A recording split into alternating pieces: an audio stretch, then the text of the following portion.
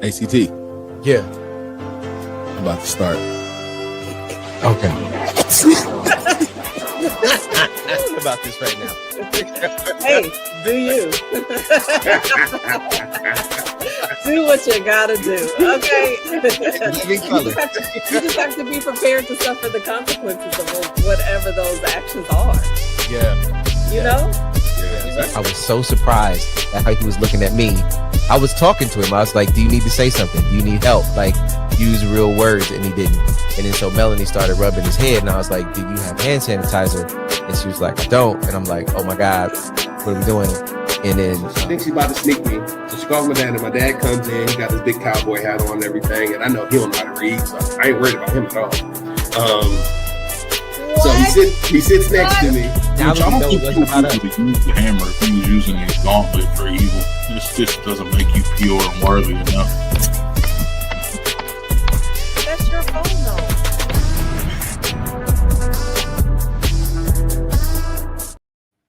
though. Welcome, ladies and gentlemen, to Easy Monday Motivation. It is E, the AOC, along with Johnny, my liege, and my guy CT. How y'all doing today? I know every time we watch that intro, we be like, Cam did a good job. I'm shout out to Cam. Cam does be chopping it up pretty good in the background. So we definitely appreciate shout out to Cam for always bringing the heat and making it fun. As always, ladies and gentlemen, y'all know what it is. We are here to give you that Monday motivation. It is that time. I am with the crew that makes it do what it do. And the conversation that we have kicked off this month, CT, I know we've had some topics that we've touched on and we've been pulling them through. I want to go ahead and pass it over to you so we can kick it in to the conversations about proximity in relationships today. Listen, proximity, I think, is everything. And as we've talked about the last couple of weeks, I think we've got some good context. You and Johnny held it down when I was MIA for that Monday. And yet y'all did the thing. And now last week we, pulled the thread a little bit more on it. And this week, and I believe I want to play a little bit with this idea that the relationships that we have, the relationships that we're in, and the proximity of those relationships inform how we live our lives, how we function through our lives. And sometimes there are some things that we don't, if we had to do the honest answers only, I want to have some honest answers on our conversation tonight. But first, we don't want to miss that today is St. Patrick's Day. Are either one of you Irish? I don't think so. I use Irish Spring. I don't know. I need to call Henry Louis Gates Jr. and find out, but I don't know. I drink Jameson. I got Jameson in my blood. You got Jameson in your blood? So that did you wear green today? Yeah. No, you didn't. No. I did. Yeah, I did. I wore striped green. But you answered like you didn't. I mean, I did. I did. I got pinched, even though I wore green. I was gonna say, but Johnny, sometimes E like responds, and when he responds, you're like, I can't believe what he's saying. I don't know if he's telling the truth or not. Oh yeah, absolutely. I know exactly what you mean. There it is. Look at Cam in the background working it out. But why? I don't know, E. I'm trying to. It just hit me. Like it's like you answered, and I'm like, my relationship would suggest that E is telling me.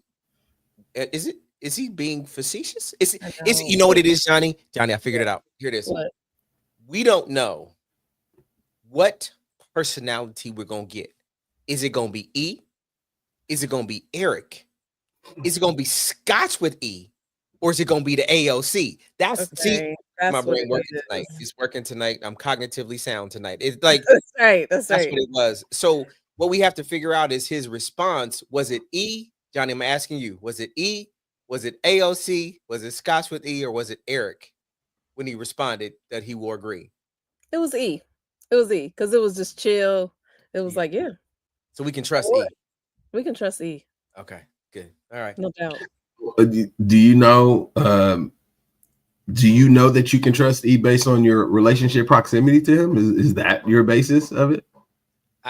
Are we more proximate to E? This is good. This is a good way to kick this off.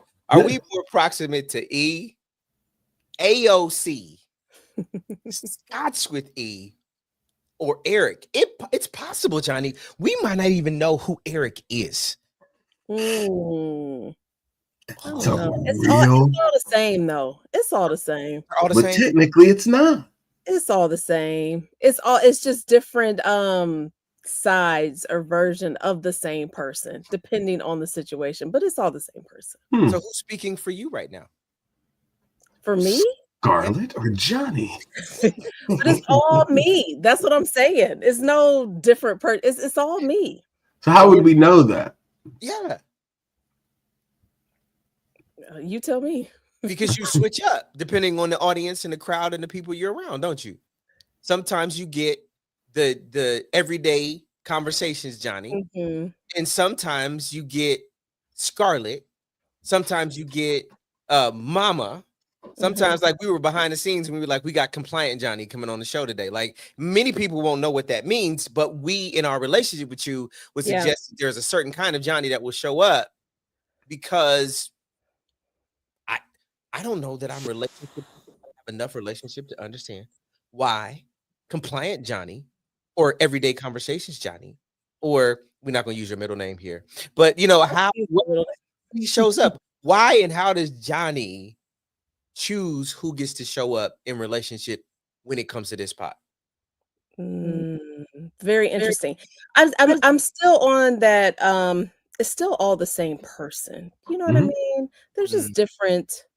You may be in different moods. There's different versions of you depending on the audience, for sure. But it's still all you. That's all I have to say about that. I mean, I'm going to leave that right there. I would agree that it is all of you, and depending on the relationship you have with somebody, they get closer to understanding more of the complexity of you, because we're all not one dimension, right? We're not all just one thing. Yeah. So if I'm close enough to Johnny, I will get to see Scarlett when she's in that mode. I'll get to see compliant Johnny. If I'm cool enough with Chris, I'll get to see CT, Eugene, Mayhem. And if you're close enough to E, you'll get to meet the AOC, Scotch with E. And there's even this other guy who is like totally separate from almost all of them, because like he doesn't even want to mess with anybody, Eric. Because people be like, all right, you know, who's Erica? Who's around him? Not a lot of people. So, right. But the other people are more in line with the entertainer in me. You know, the person that doesn't mind to be out and be more extrovert, while Eric is a little bit more introvert. And there's, Johnny, to your point, it is all one person, but yet, depending on how proximate we are in the relationship that we have with the whoever we're in front of, determines how we talk, how we think, how careful we are or not, right? Because the relationship that we have with each other can determine how safe we feel in being our, I think what's the term people will use, our authentic self, whatever that really means anymore. Right. Because sometimes, say it just like I'm gonna say it, in the world that we live in, we have to choose. You don't get to come on this pod and be what you are behind the scenes. When that live button goes off, become proximate to safety. When that red light goes off, you become proximate to, wait a minute, I have a family to feed.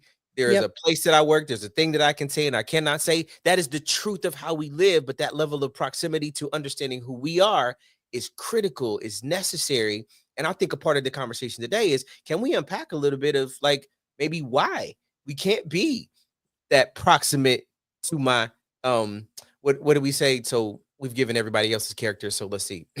You got Chris, you got CT, you got Christopher, you got the chocolate drop.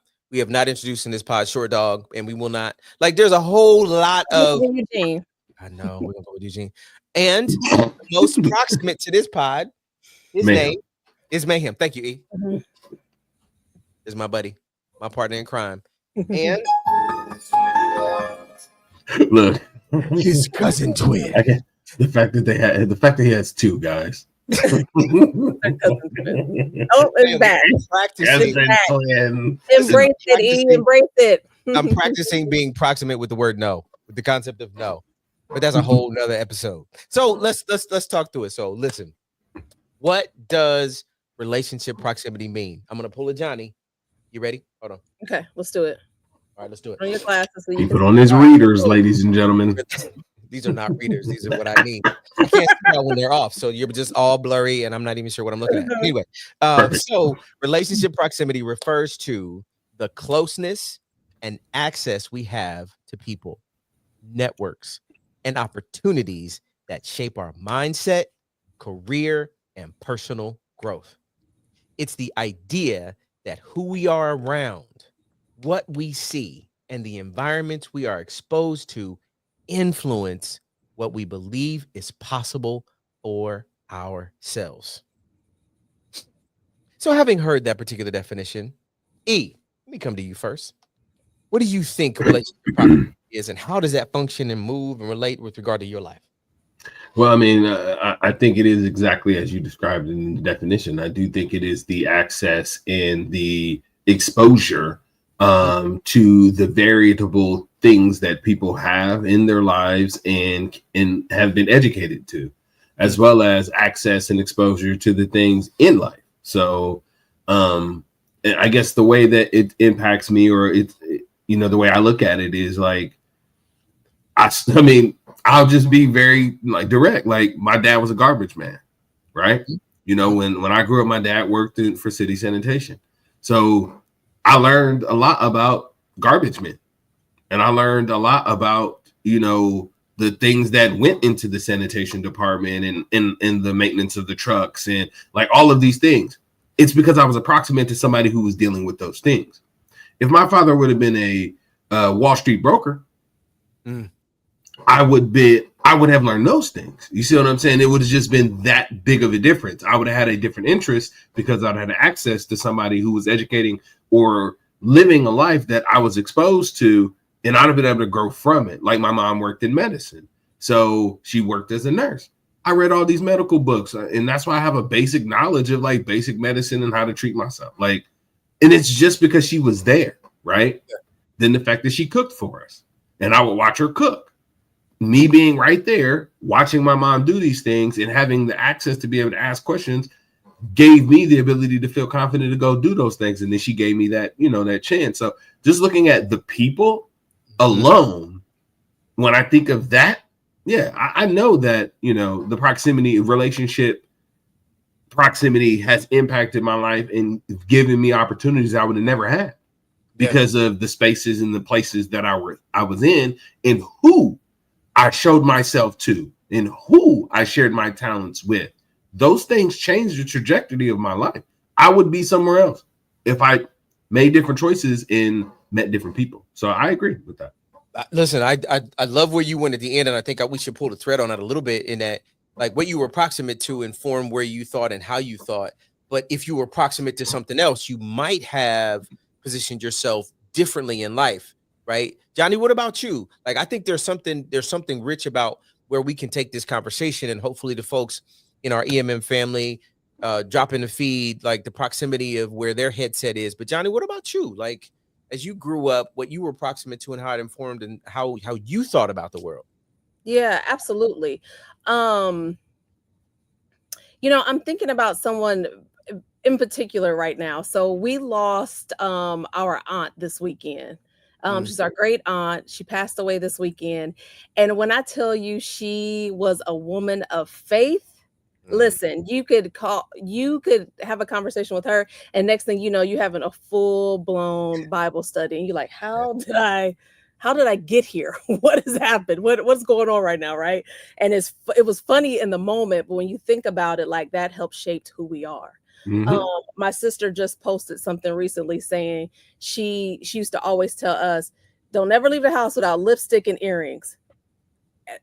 And y'all know me, that's what I do. Lipstick and earrings, because it was passed down, right? So those are like some simple examples, but you're absolutely right. Those relationships, the people you are close to, shape who you are without you even realizing it. Like, I'll share things with my kids now, and they're like, where did you even hear this? Actually, my oldest was like, Mom, why do you always have like some type of like words of wisdom passed down from like a dead loved one. And I'm like, I don't know, because I was surrounded by family all the time, right? So it's like Bible scriptures or sage advice or whatever it is. So that those relationships absolutely shape exactly who you are. That's what I was thinking about, E, when you were giving examples of your father and your mother. And yeah, so the proximity, how close you are, the access you have to people means a lot.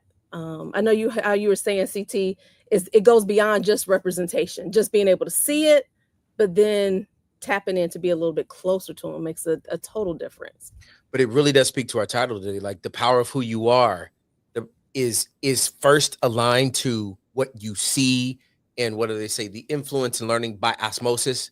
Like there's some stuff that just it's ingrained in you because you're close to it, you're proximate to it, and your proximity to that thing informs and influences how you think about and how you see the world, whether you're wanting to or not. Like when we have people in our lives that like influenced us, like Johnny, you were saying your aunt, like there are some things that you watch people do and you be like, man, I want to see that, I want to be that, I want to do that. Like even if it was as for me, I played football. And my favorite number is number 29. But my number came from me watching Eric Dickerson play football.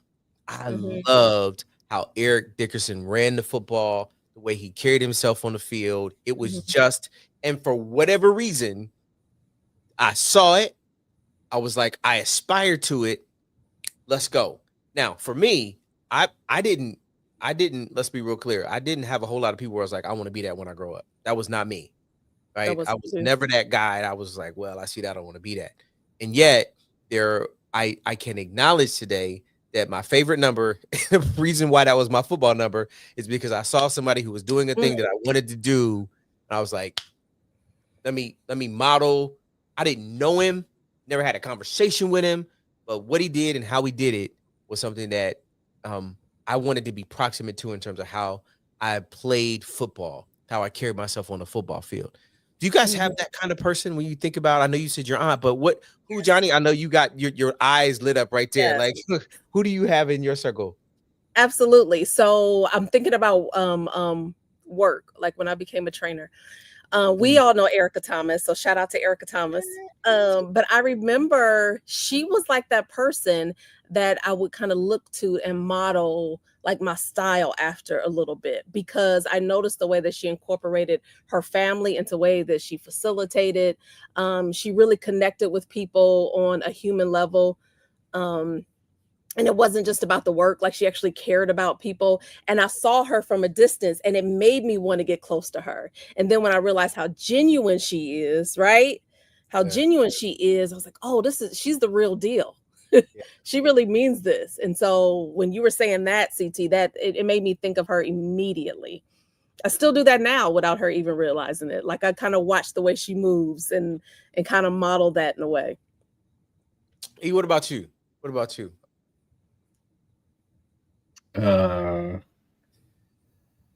Yeah.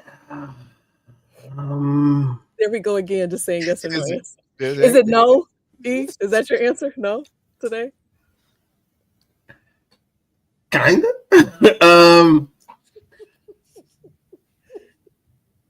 E, why are you, what is it?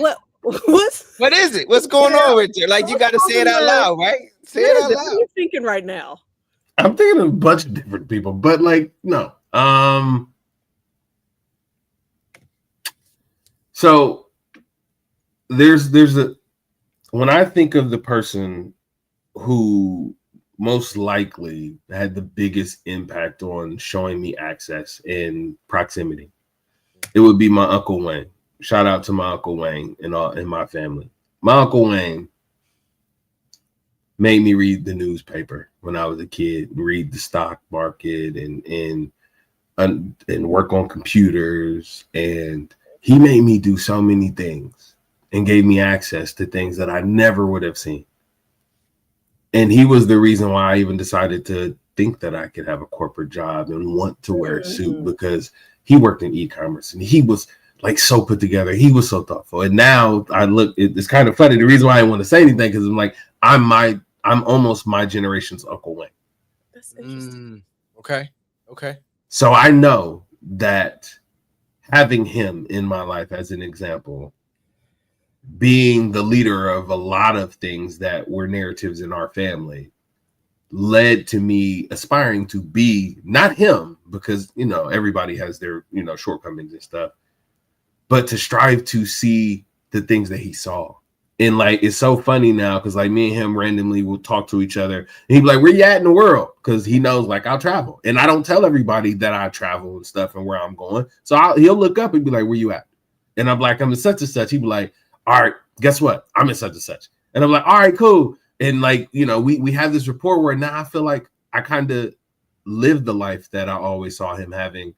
And I know that he, in some respects, kind of knows that he was my muse in myself, seeing myself. So it was my uncle, man. My Uncle Wayne was in shout out to him for all of the stuff that he's done for everybody. If I did not have that man in my life as an example to help me understand tactical, strategic thinking, how to communicate, how to alliterate, how to enunciate, like this man rode us.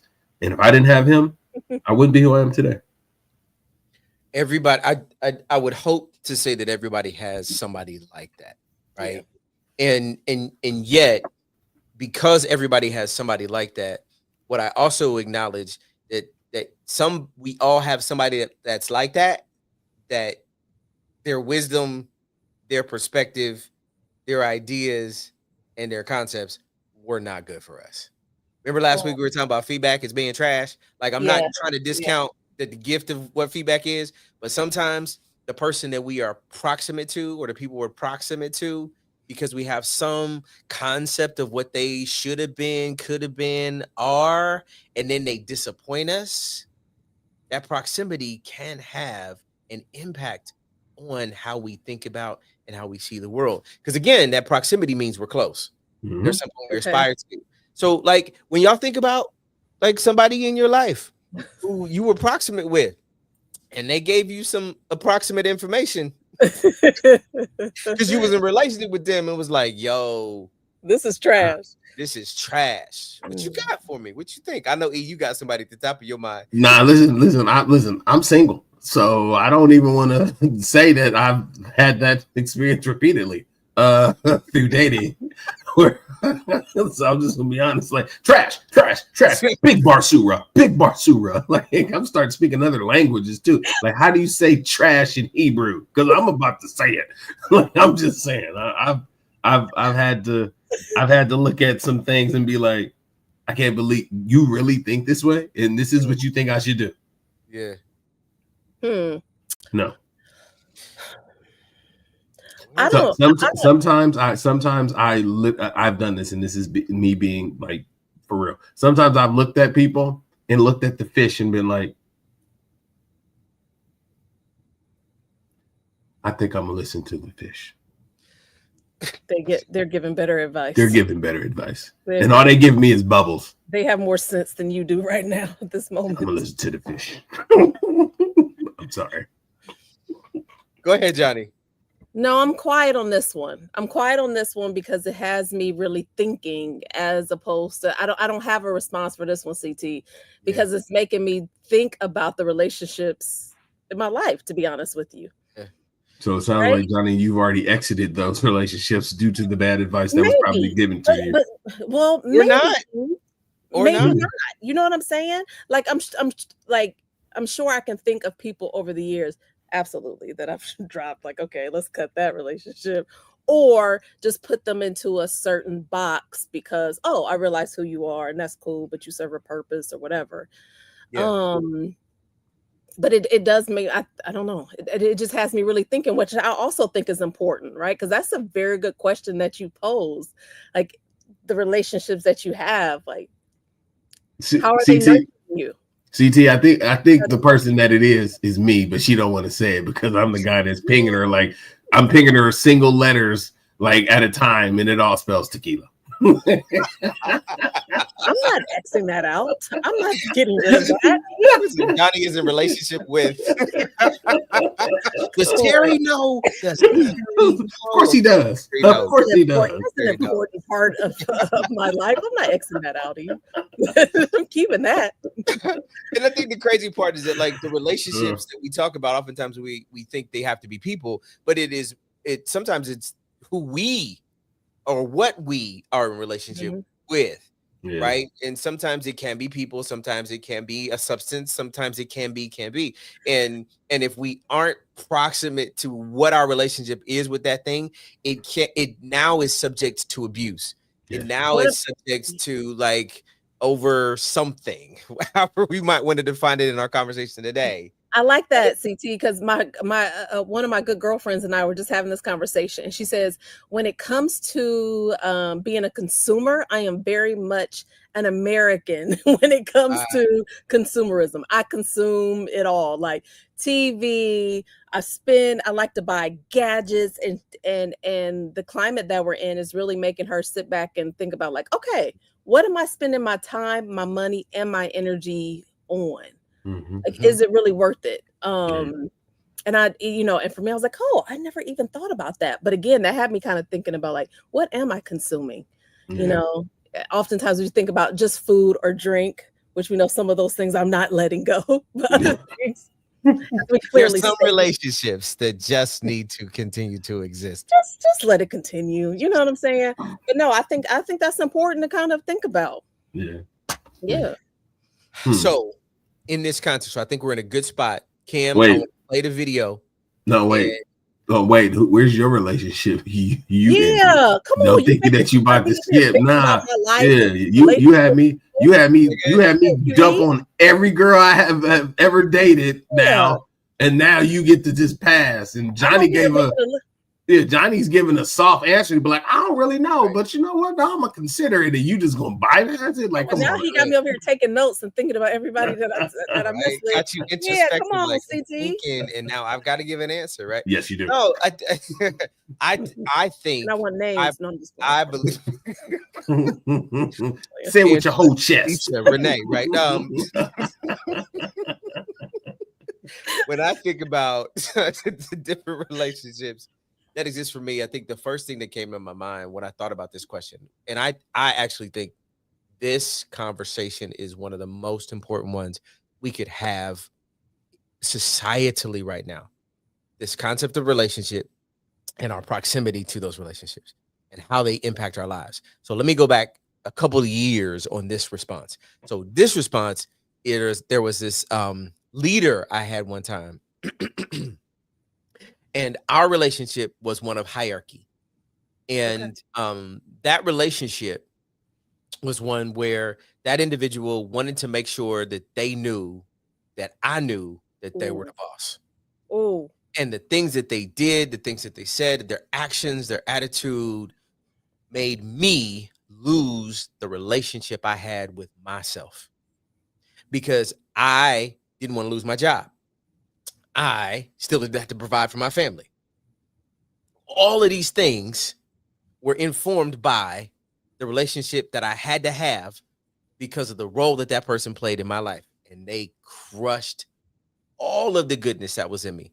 This guy who is entrepreneur and excited and energetic, I became a shell of myself because of that relationship. And that relationship, because I needed to provide, caused me to have to be different because I was proximate, and that proximity was he was my boss. Actually, he was my boss's boss, and that informed and influenced everything else that I did. And so when I start thinking about all the relationships I have today and the nuances and the layers that come, like we could talk about my relationship with bourbon. That's different. Like my relationship with bourbon started in 2020 when we had nothing else to do and nowhere else to go. Me and bourbon became friends. My relationship has tempered a bit to bourbon, right? My relationship with corporate America, it ended in the way that it was back in November, right? So there's all of these things that exist in my life that have now transformed as I continue to grow. And every single relationship that I've had, I've learned from them. Can we go back to Yeah. that relationship with your previous manager who like wanted to make it known that you were his employee, okay? Oh yeah. Because if we're talking about relationships and proximity and all the things and cutting people out and all that, when it's a personal relationship, sometimes it's easier to do. That's sometimes, not always. Yeah. It's easier to do. But when you have to go to work every day and face this person because you have bigger reasons to be in there, right? It's a bigger purpose. How did you handle that? What do you do in those situations? Other than, you could easily tell somebody, well, look for another job. Okay, that's easy. I mean, you know what I mean? What do you do? How did you Back handle it? then, I did not handle it as well as I believe I might have handled it. I might handle it today. Back then, it was like I got responsibilities, so Yeah. I will do what I'm supposed to do, and I will, Yeah. and I will take a step back, and I will recognize that in this environment, the relationship that I have is one based in hierarchy. I don't have control over certain things. I don't have the ability to move or adjust certain things. I'm going to do what I'm told. I'm going to do what I'm asked. Now, here's the thing, Johnny. Mm-hmm. We do have what's the best way to say it? We can choose. Like, it's not trivial to say I could just go find another job. And yet, that's the truth. Like, I could have gone, just decide to find another job. But we had moved from Atlanta. Like, we didn't have nobody in Atlanta while we were in Atlanta. This was like a whole thing. And I'm like, what God am I Yeah. to do? Yeah. What I decided was I was going to do my job. And that was it. And I think one of the things that 2020 taught us is that people want meaning and purpose in what they do in their lives. And it's not just about doing a job, but it is finding fulfillment. It's about finding relationship. It's about finding connection. And when I don't have relationship proximity in the place where I spend most of my time, I'm not going to find the level of fulfillment that I need. And I think that's one of the crises in hiring and in talent that we have in every place, whether it is in corporate America, whether it is in the education system. People are looking to have the place that they go help create a relational fulfillment that the place was never designed to provide. Yeah. So what are you actually in relationship with? And the proximity of the place you are can inform whether you wake up every day and be like, Jesus, take the wheel, or it's Jesus, I got the wheel because you empowered me to go here. I'm excited to be in this place. People going back to work, right? We talked about a couple weeks ago, the proximity of having to be in the office. Some people don't want to be there, Yeah. right? And that informs how they think about what relationships look like, their proximity to the decisions they have to make with their home. All of that stuff now becomes a factor in some of these conversations. And so I feel like I'm talking too much there, but you asked me, so I No. figured I might as well just No, dive I wanted to know down too. low, Yeah. right? And I Mhm. know we have other comments, but I just wanted to point this out where you handled it as well as you could with what you had at that time. Because I know Mm. you said that you would handle it better. I think you might have used the word better. I'm like, is it necessarily better or was it just appropriate for that time? Mm. You know what I'm saying? So Mhm. maybe the CT now may handle it differently, but that doesn't necessarily mean it was better. It could just been more appropriate. I think in that that's really fair. I circumstance. think the Maybe. question is, did I build animosity, negativity towards that person? 100%. 100%. Make no mistake about it. Absolutely. Yes. The answer is yes. Is there, like, I don't need my no buttons. I need a yes button Yes now. button. I Yeah. need a yes button. Like, to be clear, that individual, I allowed them to dim my light Yeah. really significant way because I was afraid of what might happen if I lost my job.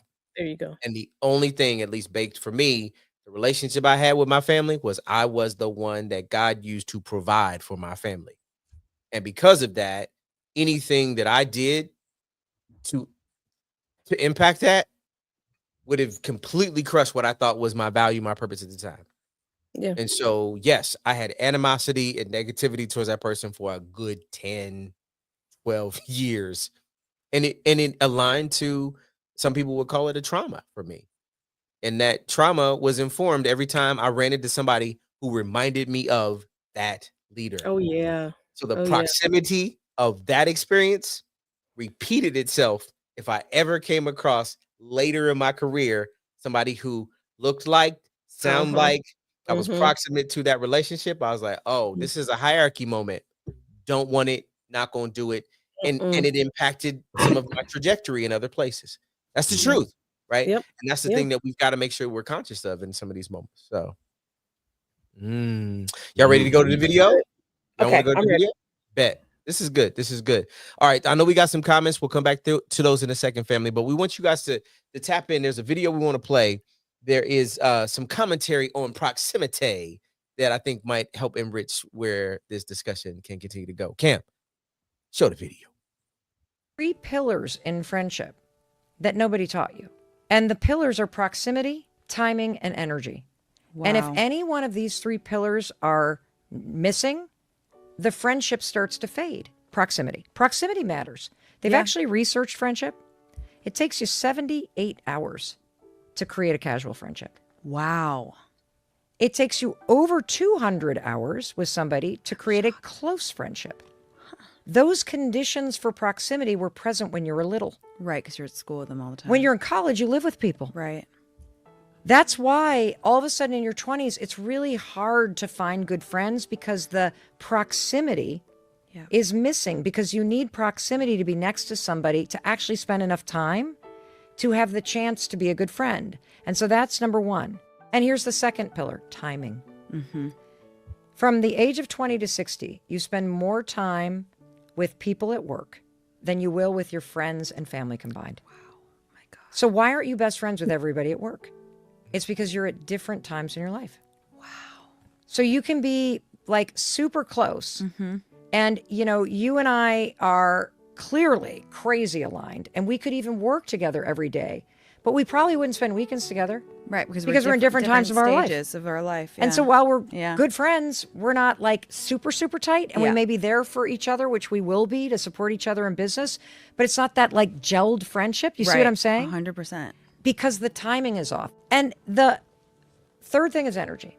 And there's just something about energy. It's on or it's off. So true. And when the energy is off, it's typically because somebody's dealing with something or they're just a little insecure. Sure. You don't have to be against these people. Just let them. Just let them. Johnny E. I was going to ask a specific question. But first, feedback. Like, what are your thoughts about that video you just saw?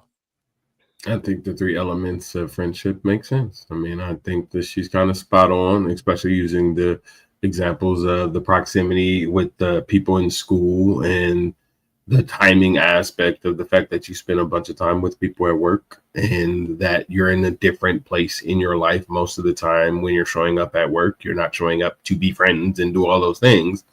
So it's not gonna be you're hanging out on the weekends unless, you know, you find that you're both in that same space. But no, I think that all 3 of them make sense. And then energy, you know, the concept of understanding that energy can be on or off is very important, because depending on what people are going through, they could be off.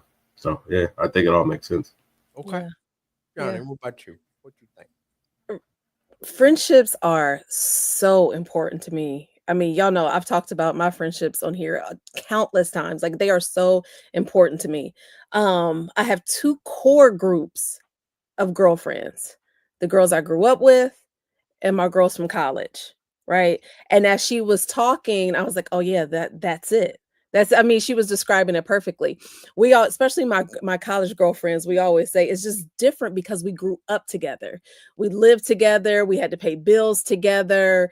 You know, we bought groceries together. We did all these things. Like, we became women. We grew up together. And so it's this certain bond and chemistry that we have amongst each other. And then the same thing with my girls that I grew up with. Like, we're friends since we were little. Some of us are related. You know, it's just this tight knit friendship that we have. And then I've met some other friends along the way, and it made me think about the energy. It's because it's something about us, the vibe between us, we just click, and it's just something that's really important. So absolutely, everything she was saying, I think, is really important. And I agree with a lot what she says, but I kind of went into this like thinking, Well, I disagree. I'm going to try to disagree just to see if what she's talking is real. I'm like 3 points. And as she was explaining it, I'm like, oh yeah, that is completely on point. I agree with that. Yeah. If you work it backwards, right? Oftentimes we are most attracted to the people who have a similar energy to us, right? And so our energies attract, and that energy, when done at the right time, Yes.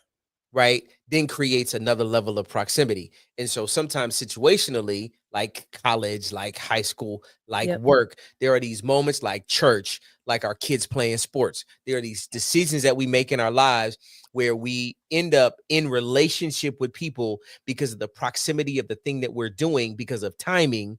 Yep. And that timing then draws us into each other because the energy that we share with each other. And so my question, and she talked about this, and I want to dig in this a little bit. So the question to me is, I want to go down the work path a little bit. Like Okay. some people like don't feel like you should be friends at work. There's a ton of videos that are out in these streets today that was like, nah, you ain't supposed to be family at work. You ain't supposed to be friends at work. But Gallup would suggest the very best cultures and environments are those places where people find best friends at work. They have a survey that they do, and that survey suggests that the highest performing teams and the greatest cultures are ones where people can find a best friend at work. So, Yeah. I'm curious, right? Proximity, timing, energy, got to have a friend at work. And yet, there's all of this conflicting conversation about whether or not you're supposed to have a friend at work, a best friend at work. What do you think about this one? No, you should not have a friend at work because it's work. They don't put smiley faces on my paycheck. So I come there to get my money and then I leave. Now, if I happen to like somebody who's getting the same type, who's getting money at the place that I'm getting money, and we decide that we want to be cool outside that place, that's cool. But in that place, I don't care how friendly we are, how much you know me, we ain't really friends at work, okay? Because there's these moments, and I run into them where somebody's friendly with you, but then it's a work thing, and you gotta separate the two. And sometimes friend is nice. So we're But E work now, not AOC, not nice. not Scotch with E. This is Work just E. E. Got it. Okay. Work E. Work Eric. E or work Eric. This is Work Eric. Eric is not Okay. nice. Okay. He's Okay. good. And nice and good are two different things. So you will get a good person who wants to do what's good for everybody, but I don't have to be nice about it. But if we real friends and we rock, yeah, you're not gonna mess with me at work because you already gonna know that. Like, nah, I rock with you outside of work because I don't want to deal with the work you. I'm gonna call since I can't say the words. I'm gonna call BS. I'm calling BS. What does Right. BS stand for? Call him bullshniggity. No, he said butter stick. That's what it is. It's a stick of butter. The reason why stick. I'm calling bullsniggity is because this pod is an example of my best friend at work. I would not be on this pod with you right now if we did not create a friendship because our proximity was because of work. You're right, but then what do we meet to be friends outside of work? I did not come up to you at work and be like, "Yo, CT, we should be friends." I was like, "Nah, hey, yo, we got some things in common. We should talk." And we went outside of work and became friends. Only because of the friendship that you started at work. Wait. We wasn't friends at work. We were acquaintances. Once we got outside of that place and we connected on some real. That's next week. That's next week. Oh, that's next okay. week. We're not going to dive into that one. That's next week. Oh, leave that alone. Prep, friends and family. That's prep for next week. So get yourself ready. Okay. Yeah. But Johnny, help him, Johnny. Man, absolutely, you should have friends at work. I wouldn't have been in the place that I am so long if it wasn't for the relationships that I have built at work. Now, I will say, to Eric's point, like, my relationships with my friends at work may look a little different, right? Sure. But I think a lot of friendships do. So they're not going to be the same relationship I have now with you all, or like with my cousin twin Tiana. That friendship is going to be different, right? Yeah. But absolutely, it's important for me to have friends at work. They help get me through my day. I like help me do my job. I'm not gonna say I couldn't because I still have a family to help provide for and all, I still need a paycheck even without the smiley faces. But absolutely, I need friends at work. We spend too much time, just like Mel was saying, as if I know Mel personally, but Mel Robbins, as she was saying, our friend Mel, that you spend so much time at work. I would hate to walk into there and then I'm just like, yeah, I don't know. And then I'm not a small talk kind of girl. So let's just dive right in. Let me tell me about your childhood trauma. Let me hear what's going on with your family. Let's just dig right into it. No. I don't want all that. I don't want all that. And the reason why I'm okay with having acquaintances at work and being cool with people at work, but not like being like that friend at work, is because there's sometimes when you sitting there working on something, minding your business, and that person comes up to you and they unload on you, and you like, wait, I don't have this. To me, whether they're friends, whether they're friends or acquaintances, because and if they're doing that, that's just because of the type of person you are. I'm talking about because people just headphones and people just start talking to you while you got headphones on. Put them headphones. Let's get down to business. That's because of the type of person you are, It doesn't matter if you're just friends or acquaintances. You know how many people there are people that I will consider friends, and there's folks that are just folks I work with, and I still do the same thing. So let's go. Let's dive in. It's a blessing that God gave me. Let's go. You act like that you're not putting off, thank you, Mel, energy that causes people to come to you. That's what I'm saying. You don't like sometimes the timing of when they come, but because you are proximate to the place, because of who you are, by default, creates a situation where you are going to have people who are going to come to you, whether you want them to or not. Yes. And you in your spirit are like, mind your business. And they be like, but da. And you're like, I don't want to hear this. I don't want to hear this. And yet you set yourself up because of who you are. Let's be real clear. It's not so much that you're trying to be friends with them, but the and I'll say it this way, your spirit of friendship is always present. Like there are some people in spaces where, especially now, we're not a kind society.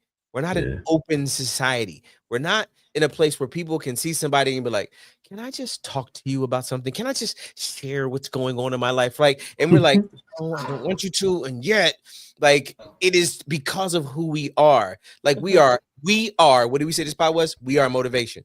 Yeah. So by default, the part of the goal for us, a part of the whole premise for why we exist is that we want there to be an openness for people to be able to say, you come across as somebody who is friendly. And because of that, the timing of when I see you, I might just need your energy to help me get through the thing I need to get through. So your proximity where you are means everything to what's happening in the world that we are today. So as much as you want to fight it, you just go ahead. You just need to go ahead and embrace the fact that you are proximate energy, and the timing that shows up is just what they need. Hold on, where are we at? Right. Okay. All right. Look. All right. Fine. I see my sister put a comment in there. We always talk about that. Like, I don't know how I ended up in this conversation, but now someone is what seemed like it's random is telling me all their business, which is totally fine. So it's never random. It's never random. It's never random. It is because of who you are. Yeah. It's because you are in a place where the place was never designed to be you, but the place has you. And now that the place has you, it gets the gift of you in that place so that somebody in the right timing can get the gift of you in that place. Right. That's fair. That's fair. I mean, that's fair. I acknowledge that I'm a friendly, jovial person, and that does attract people to come and want to talk to me in spirit.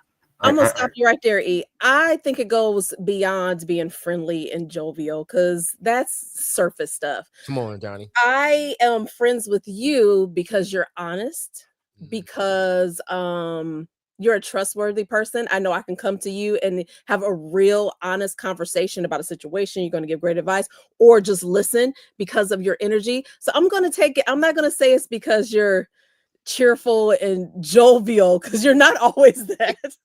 That's why I mess with you. Okay? That's why I fox with you. I said the word fox. That's right. Okay. That's right. Make sure I got that one off today. That's right. Oh my God. I know, right? No, I agree. I agree with y'all. I mean, I definitely know I spend more than enough time where I am sitting around enough people where I want to have I'm approximate to people who have access to me and I know how I am. Yeah. So we're gonna have a good time and we're gonna enjoy ourselves and we're gonna make the most of it because that's what it has to be. I'm not about to sit anywhere I don't want to. I'm not gonna be anywhere I want to be. Yeah, that's right. I'm not. I'm just not. That's just me. I'm not gonna be anywhere I want to be. I'm just not. I know we should have given some additional time. I know we're going to get to our next segment, but we've got some comments. Get to the comments. Get to the chat. Let's get to the chat. Let's get to the chat. Where we at, Cam? What's in the chat for us? There's so many people in my life that planted a seed in me that seed has taken root, and those roots pop up and they come back to my mind. That's beautiful. Thank you, Mama. Things will. Someone shared something with me years ago, and it'll just pop up. And maybe I'm not necessarily close to that person, but it came at the right time, and it'll stick with you.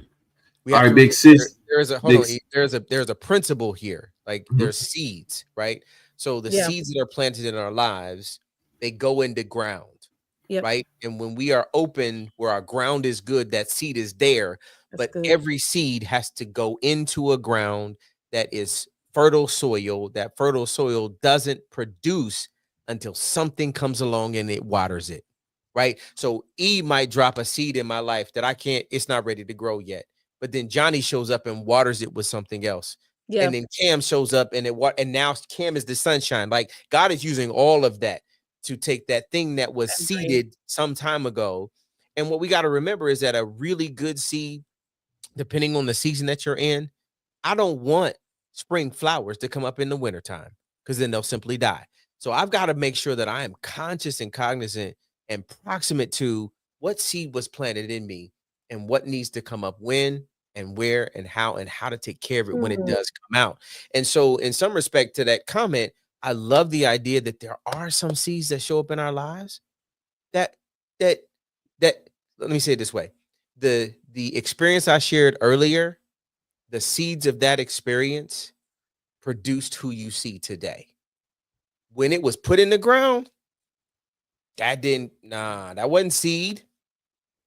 And yet, when I look back on it, the strength of who I am, my character, my person, and understanding something strategic about what hierarchy looks like came out of that experience. Absolutely. Right? And think about how you can show up for other people now.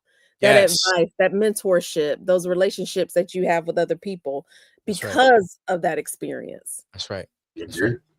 What else we got? All right, I wanted to see Sis's thing with her relationship with what was it? Relationship with clothes and jewelry. Yeah. I be seeing you on there popping. Pops. Hey, this is super stylish. Okay. I just want you to know deep buy. All right, here we go. What Mama got? Oh, yes. Definitely. All the messages that we get, we do it's so funny how they just sprout back up out of us. Like, you know what I'm saying? Like, I'll never forget that my grandfather used to pull his pistol out on me. And I always remember what he would say, boy, you better bring back my change. And I'll never forget that. Okay. Just want y'all to know. He always got his change back. Just know. Always. And you ain't no thief now, are you? Never. Okay. Because I'm still worried about what's in that brown bag. All right. PECT, my person to this day, totally have no respect for it. Yeah. That job and I created, you know, his life has gone rock bottom. Listen, I don't listen. There are some people who have tried to quell you. Yes. And in doing so, they have propelled you. Come on, because you grew from those things that you went through. while they were squeezing out what was left of what they had. Gosh, yeah. Oh yeah, definitely. Every relationship has a purpose and a reason. And we've talked about this in past, right? In past seasons, we talked about like there's some relationships that exist in our lives that were only meant for a season. Listen, and I know we keep thinking about this too, like I know it's a joke, but like, don't think my dating life goes from season to season 2. Okay, I just want you to know, like, we're on season 4. Don't think it's like, okay. I just want to keep that going. All right, we got another chat. You're like the season of Survivor. What are you talking about? You're season 20-something. You better stop. Had a friend work with for years. Into we're still friends. Yep. All right, and you know what, Mama? Friends to the end. That's my mama. I love that. And you'll find friendships in the unlikeliest people and places. Right? You're like, how am I friends with this? Like 20 years ago. Yes. It is the same way I felt about Eric. Yeah. You know, like, how are he and I friends? Because we're so different, and yet it works. Twitsky. It works. Are you guys cousin twins? Some people. Yes. Cousin twins. We are dating DeVito and Arnold Schwarzenegger. The better example may be me and Cam. Like that's probably yeah. Y'all would be Danny DeVito and Arnold Schwarzenegger twins. That would be good. Yep. No, let me see that chat. Let me see that one back up. Some people in yes, season. that's right. That's right. Very true. That's right. And we're not just saying seasons as in like passings of time, but we talking about like just to sprinkle a little salt on you and just keep it moving too. Some people just do that. Yeah, that's right. Some people just in your life for seasoning, and you're like, you just spiced up my life for a little bit. I'm throwing you away. Yeah, but we got to know when it's that. That's the thing. We got to know when it's that. Oh my God, you are bringing all this cumin over here. I am not with it. Listen, that's that Kenny Rogers, know when to hold him, know when to fold him, know when to walk away, and know when to run. You got to count your money when you sit at the table because there's time enough to count when the dealing's done. Don't laugh at him. Don't laugh at him, Johnny. Don't do it. I can't help it. He keeps sliding stuff in there. The Lord won't let me sleep. Sis, I'm gonna go ahead and say, listen, the Lord needs somebody sanctified on Spirit Airlines. You holding it down for that's why it's called Spirit. That's why it's called Spirit. And they probably don't serve drinks on there, which they probably should because it's called Spirit Airlines. That would make the most sense. If you can get on Spirit Airlines and drink for free, I guarantee that they probably let everybody on. Okay. I mean, everybody would fly. I would, because I'd be like, all right, look, just get me wasted and get me there, and then I'll figure out the rest. That's a whole segment. I would like to go ahead and kick into what I would like to call our pretty lies and our ugly truths, though, for today. Let's do it.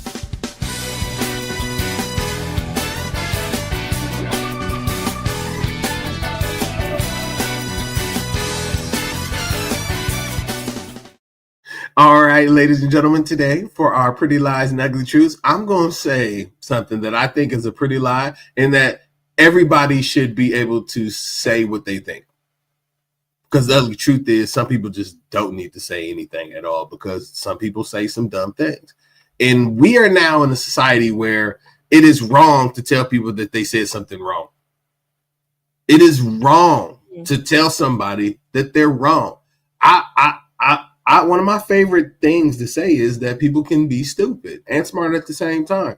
But now we live in a society where you can't be stupid. But what happens when you're stupid intentionally, right?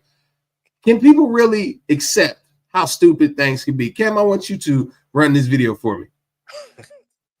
A job interview or a story that don't make sense. Y'all stay tuned. Tell me a little bit about yourself.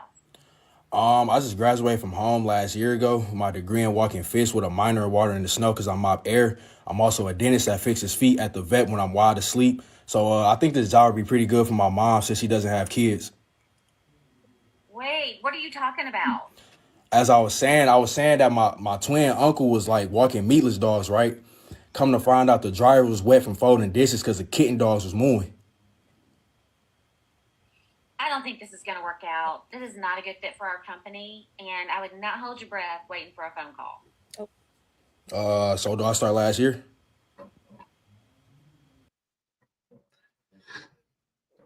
ladies and gentlemen. Right, Mel. Mel's having a stroke. Listen, that man said a lot of things, but none of it made any sense. And now there are people, now he did that on purpose, but there are people who are literally doing that in their lives. And we are like we're coddling them. Like we're telling them pretty lies. Like, oh, you know what? You're so smart. And like everything they say be like kind of off, but we just don't tell the ugly truth. Now, I'm going to go ahead and give an example of this where I had to be brutally honest. I had my family over and we were experiencing dinner. I had cooked for my own entire family. I know how I do. And I was going around asking everybody what they liked. And my niece, God bless her soul, her nickname is Tylenol because she gives you a headache. She really is. She's a special young lady. She looked at me and said, she said, Uncle Eric, I really like the broccolini. I was like, yeah. I said, what do you like about it? What do you taste? She was like, I can really taste the water.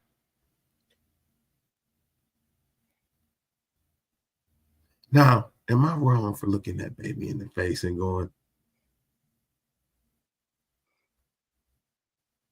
no, I will not accept that. You need, what does the water taste like in the broccoli? Like, we have to be honest with people and sometimes say some ugly truths. Like that wasn't a very intelligent thing. I'm not calling you dumb, but that was not a very intelligent thing you said. Now I'm coming to y'all because I know that y'all have dealt with these situations. I know that you encountered these things. I know you're asking me. I know you're not about to tell the truth, but I know you're going to tell a pretty lie.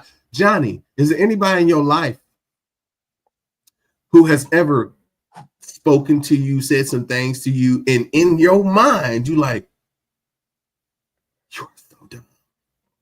But you told them a pretty lie or spared their feelings. I just want to know. Because that lady tried her best in that interview with that dude. But at the end, she just had to be like, yo, you're not getting the call back, bro. Like, don't expect anything.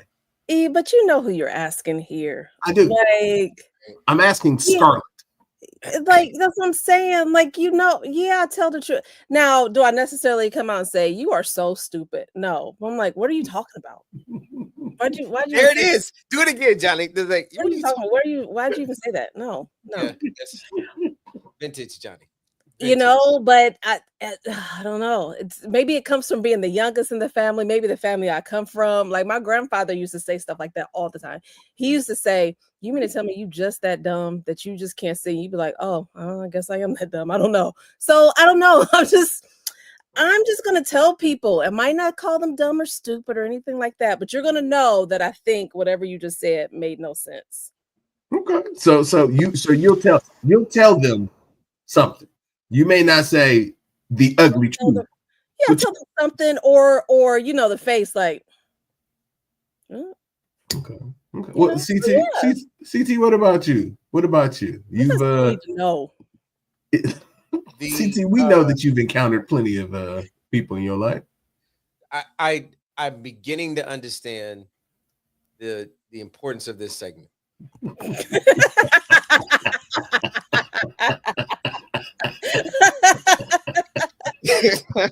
Not that I haven't had it over the last couple weeks. In this very moment, the spirit of an ugly lie, like the relationship proximity to an ugly lie, because there are some people, because of the nature of the relationship I have with them, I am ugly lying them all the time. Why? Because nobody else is going to tell them the ugly truth. And I don't know that it's my job to pretty truth them. So, the response that you gave probably could have been handled differently. If we're going with the interview, I'm not going to come out and I'm going to say that was What are you doing? Like, you're embarrassing the family multiple generations down with that trash. Like, why would you even do that? And yet, in that moment, it's like, you know what? This is a learning opportunity, right? How might we do this differently? How might we actually think about, because this is a job interview. No, CT. Somebody comes to you talking like that, you have to tell them it is your responsibility. My responsibility? Yes, to tell them, CT. Wait, hold on, Somebody shows up like that. No. That level of ignorance. Wait, Cam, play the video again, because apparently he didn't hear what this man said. Play that video again so we can show him how bad this is. A job interview or a story that don't make sense. Y'all stay tuned. So tell me a little bit about yourself. I just graduated from home last year ago with my degree in walking fish with a minor in water in the snow because I mop air. I'm also a dentist that fixes feet at the vet when I'm wild asleep. So I think this job would be pretty good for my mom since she doesn't have kids. Wait, what are you talking about? As I was saying that my twin uncle was like walking meatless dogs, right? Come to find out the dryer was wet from folding dishes because the kitten dogs was mooing. I don't think this is going to work out. This is not a good fit for our company, and I would not hold your breath waiting for a phone call. So do I start last year? So CT, like, let's just be clear about this, right? You saying that I could come in and interview with you, drop all of that crazy, tell you I walk fish, mop snow. Yep. Tell you this job's a perfect fit for my mother who has no kids. I have no context for what the actual job is. It's possible that any job, he could be asking or interviewing for a job on something. As a what? See how fluid he was? There was a stream of consciousness that was unintelligible, and yet he did so perfectly. Like he articulated his view and thought in a way that the interviewer wasn't prepared. So I'm actually having judgment towards the one who was interviewing because she didn't meet his energy, right? She was proximate to the moment. She was like, what? No. She was shocked. No, the interviewer may have been that moment like, well, then 2 + 2 + 7 = 5. On the second day, just to make sure I was meeting who that person was. Because if I've got to lead them, let's go. If I have to lead them to something, then maybe I need whatever it is their differentiation brings to whatever it is I'm trying to build. Send who home? Johnny. Who you sending home? Maybe you. Me? Johnny. Yes, E. Johnny, here's the fun question. CT, would you hire that young man? Depends on the job. Depends on the job. Depends on the job. Because like if I needed somebody to make me laugh, if I needed somebody that wasn't even funny. Like, that was Johnny. That was funny. It was so ridiculous. That wasn't funny. It's so ridiculous. Pull the comment up, Cam. Cam, pull the comment up. Come on, talk to me. Come on. Who knows me best? Who knows me best? Who knows me best? He knows I would hire him in a minute. I was like, wait a minute. How did you come up with that? Like this right now. You're brilliant. Like there is something happening in your brain, your cognition. There's something happening here that tells me you are a whole lot smarter than everybody else who would show up in the room. I'm just saying. Oh gosh, that's hilarious. Because my mom, that's her favorite thing. She loved to hang up on somebody. That's exactly what she would do. She would just click off. She would just hang up. She loves that. Listen, I just want you to know that the moment I watched that video, I thought about you, CT. I did. For some reason, I watched that video. I was like, I'm playing this for CT to ask him, would he tell that man the truth? And you did exactly what I thought you would. You would not tell that man. I sure did. Johnny would tell the truth. I would tell the truth. You were like, nah, it ain't for me to stop you. Do your thing. I knew it was a prank, and yet I would meet that energy. I would be the guy. I'd be like, "Oh, this is what we're doing." Man, I'm gonna meet you right where you are. That's exactly right. As soon as that man was like that lady, I'm telling y'all, if I ever got pranked like that, I would meet the exact energy that they came with in my own way, and he would be like, "Wait a minute, now he will be wondering, I got the job. I want. It's just the leader that I want. I'm just saying, this is just how. Oh my God! So this just is how we roll. This is how it is. Just so y'all know, CT will hire the dude that said that he graduated from homeschool with a major in walking fish and a minor of mopping snow or whatever he said. I just want you to know that that's amazing, and that that probably gets you in trouble because it sounds like a DEI hire. But that's the end of our Pretty Lies and Ugly Truth. I'm done. Literally, I was thinking to myself, that's a DEI hire. That's why I do it. That's exactly why I do it. There's brilliance in there. You're missing the nuance. You're missing the nuance. I gotta go. We're being good. It's the end. We're done. I gotta go. It's our final thoughts now, Johnny. The final thoughts. I ain't got none no more. Let's come to you first, Johnny, on the final thoughts. What you think about today? She said so far back. She said so far back in her chair, like I'm done. I'm not doing. I'm done. I thought I had some final thoughts to that video. Come back to me in my final thoughts. Let me get my mind together first, because right now I'm still mad at CT. So let me get my mind together. Okay.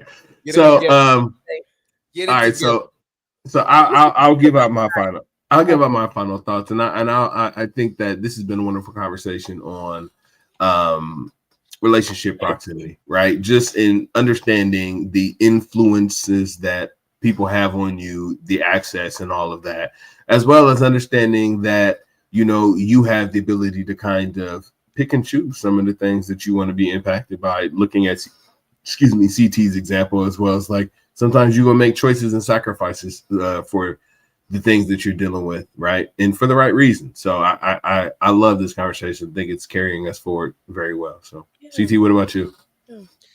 Listen, this whole month around proximity, and most specifically this episode around relationships, right? If I have a relationship with you, that there is some grace that I oftentimes give to you. And even the tongue in cheek of the pretty lie and the ugly truth, real relationship means that there are some things I can and I will say to you that might feel ugly, but that truth is there to help you.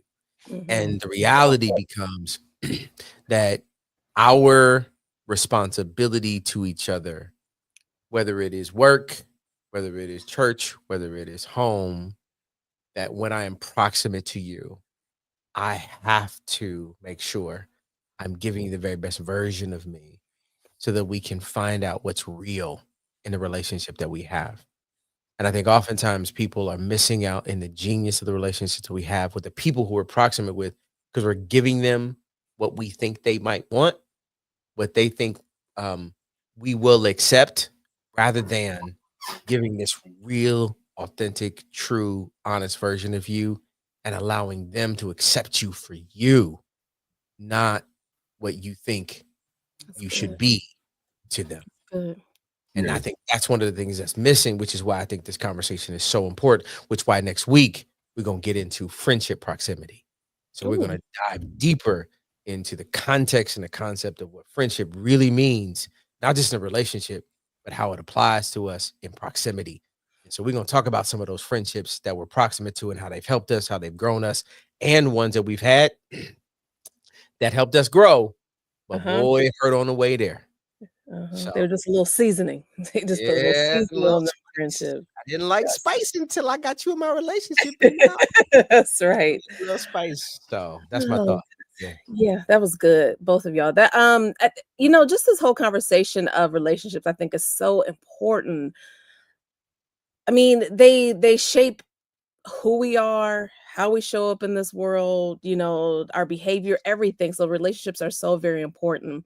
And what I didn't mention is like the first relationship I had is with my parents, right? And still to this day, which I've also mentioned on here before plenty of times, is that I still go to them for advice, or if I'm not sure of how I feel about a situation or a person, that's who I still go to. So they've kind of shaped who I am, but also how I show up in relationship, because they are great listeners. They give sound advice. They step in when they need to, but also can know how to take a step back and let people figure things out on their own. And they've kind of shaped who I am in relationships. So relationships are just so important. And CT, now you got me thinking about the relationships I'm in. Okay, so I'm gonna go tonight. You know, last week we were talking about sometimes after our shows we get a little wired and we stay up a little bit later. So y'all know what I'm gonna be thinking about tonight. Oh my Who God. needs to stay? Facts. I think I'm good right now, though, y'all. I don't think nobody needs to be cut out right now. I just want anybody to know that if you don't see yourself on her friends list tomorrow, she was thinking about you. You were the one. Yeah. There was Blame it on me. I'll take the hit this one. I'll take the hit on this one. Yeah, she had to trim a little bit of that bonsai tree, and your leaves had to go. You had to go. Yeah. No, I think I'm good right now. I don't have to cut nobody out, but I do think it's important to think about those 100%. relationships. So this was good. Yeah. All right. Well, ladies and gentlemen, you already know what it is. You can like, follow, and subscribe to the Easy Monday Motivation Podcast. We are on Apple Podcasts. We're on Spotify. We're on YouTube. We're right here live with you, always ready. Monday is our day.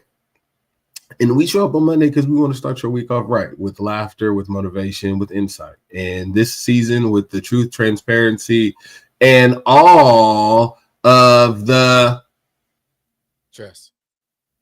I don't know if I trust me sometimes, but You did. Well, and you did kind of question whether you can trust me at the very beginning on the first answer that I gave. So just wanted to stop there and just make sure I caught out that. Who's speaking right now? We're supposed to have trust. Who's speaking? Do we have trust? E? I trust you. AOC? I don't trust him. I trust you. He's okay. All right. Well, thank you. Thank you, guys. ELC, everybody. Thank you. And you know the one I trust the most is you guys, all of the listeners, all of you out there in podcast land. Thank you so much for tuning in. Please continue to like and subscribe. And let's get that 5 stars on these notifications. We'd like to see ourselves further in the algorithm. And you can just chill until the next episode. Peace. Have a good night, guys. Peace. Hey,